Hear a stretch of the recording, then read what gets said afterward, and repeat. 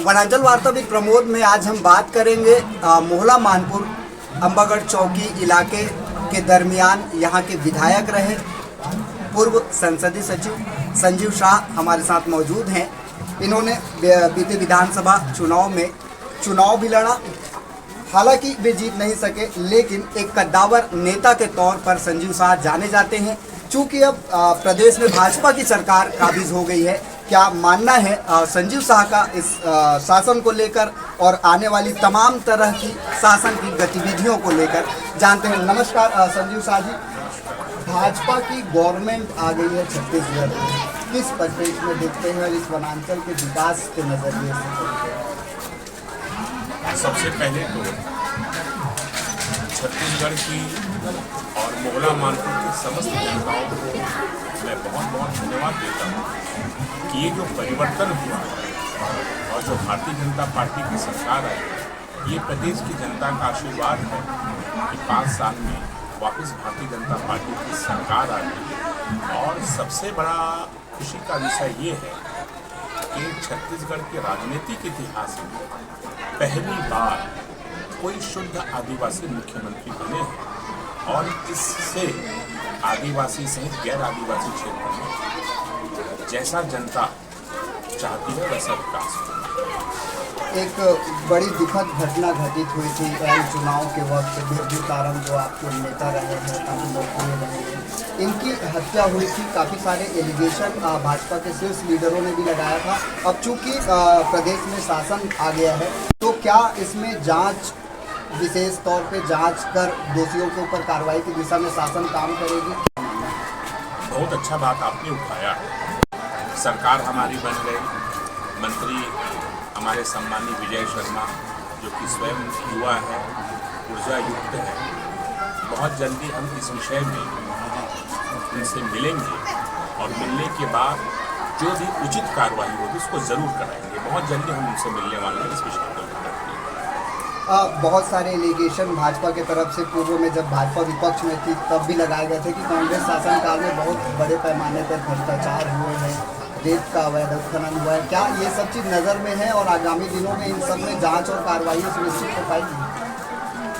जैसे हमारी सरकार बनी, विशेष स्तर से मोहला और मानपुर क्षेत्र में हमारे जितने जो सामान्य जनता कार्यकर्ता सबसे पहले इस बात को रखी कि जो रेत का जो अवैध खनन है, जितने जो खनिज के जो अवैध खनन है, उनको तत्काल लगने चाहिए।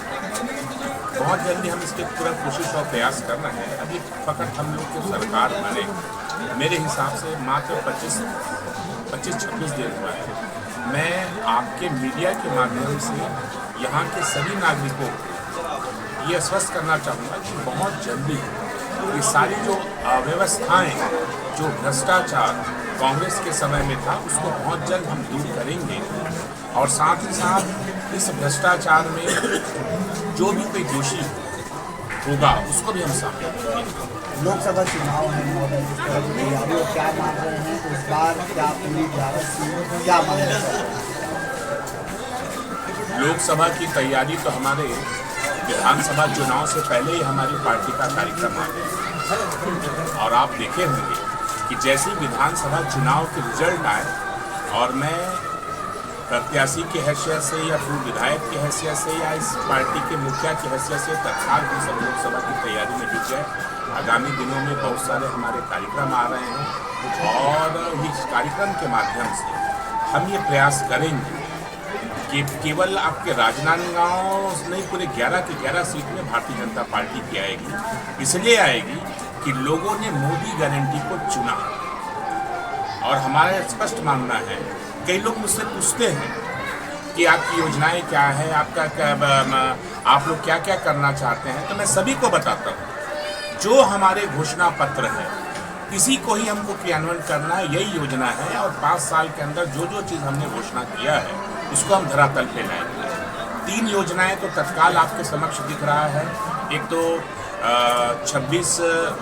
25 दिसंबर को श्रद्धेय अटल बिहारी वाजपेयी के जन्मदिन पर जो बोनस था, जिसको कांग्रेस ने अपने घोषणा पत्र में लिखा था कि यदि हम जीतते हैं तो उस बोनस को देंगे करके, उसको हमने तत्काल किया।